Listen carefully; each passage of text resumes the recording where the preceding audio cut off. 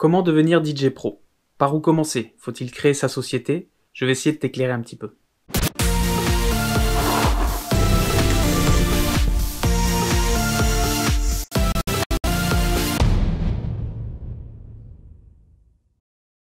Alors déjà, quelle est ta définition d'un DJ pro? Est-ce que tu veux juste être payé pour être DJ ou est-ce que tu veux avoir un comportement professionnel? C'est totalement différent. Si tu veux juste être payé pour ça, tu montes ta société, en 24 heures c'est réglé. Si tu veux avoir un comportement professionnel, ça va être un petit peu plus long. Un DJ qui se comporte de manière professionnelle, qu'est-ce que c'est? C'est un DJ qui ne passe pas son temps à aller fumer, c'est un DJ qui ne boit pas excessivement en soirée, qu'on ne retrouve pas bourré à la fin de la prestation. C'est un DJ qui honore ses contrats, qui est à l'heure également à ses contrats. Je sais que ça peut paraître assez simple, assez basique, et pourtant ça arrive assez souvent. Pour devenir DJ pro, tu n'es pas obligé de monter ta société, même si beaucoup le font, tu peux quand même trouver des contrats classiques de CDD, de CDI, et certains DJ sont également intermittents du spectacle. Tu le sais peut-être déjà, les DJ sont classés en 3 grandes catégories. Les DJ événementiels, les DJ club et les DJ guest. En fonction de la catégorie, le travail est légèrement différent. Pour les DJ événementiels, il va falloir une grande culture musicale, être capable de faire danser n'importe qui, car on ne connaît jamais sa clientèle. Pour les DJ clubs, il faut en général une culture musicale plus récente, et la difficulté, c'est que les clients reviennent très régulièrement, donc il faut se renouveler musicalement et dans sa façon de jouer. Pour les DJ guests, c'est un peu particulier. C'est déjà pas évident de définir ce qu'est un guest, c'est une star pour certains. En fait, un DJ guest, c'est simplement un DJ qui a une communauté. Et c'est parce qu'il a une communauté qu'on fait appel à lui. Quand un établissement fait appel à un DJ guest, c'est pour 2 raisons.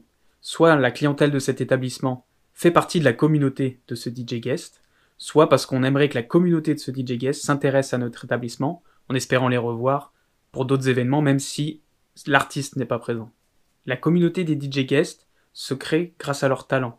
Les DJ guests ont une particularité. Soit ils sont chanteurs, soit ils sont animateurs, ils sont remixeurs, producteurs, etc. Et c'est cette particularité qui crée leur communauté autour d'eux. Les DJ intermittents des spectacles, souvent, sont des DJ guests. Il faut avoir conscience que devenir DJ pro, cela demande du travail et du temps. Il faut pratiquer le mix pour obtenir les automatismes et il faut créer sa bibliothèque musicale. Pour créer sa bibliothèque, il faut faire attention à la qualité des morceaux, à la manière dont est organisée la bibliothèque, et je vais vous faire une vidéo à ce sujet. Dès qu'elle sera prête, elle sera en barre d'infos.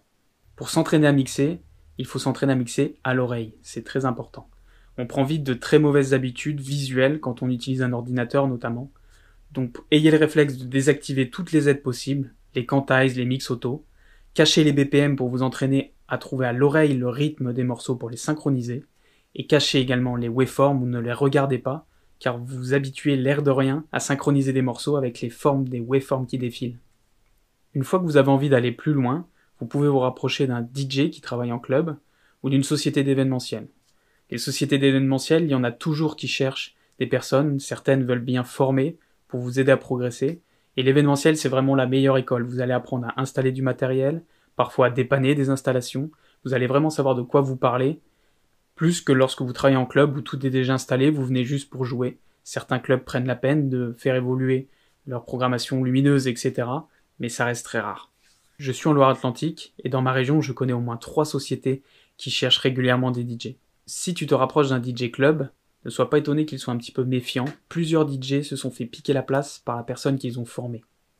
Être formé par une société, c'est prendre les bonnes, mais aussi les mauvaises habitudes de celui qui te forme. Tu peux éventuellement envisager de faire une école, il en existe des gratuites et des payantes. L'avantage d'une école, c'est que tu apprendras beaucoup plus de choses et surtout tu apprendras beaucoup plus vite. Si tu as des questions, n'hésite pas à me les poser dans les commentaires et en attendant, n'oublie pas que l'important n'est pas ce que tu as, mais ce que tu en fais.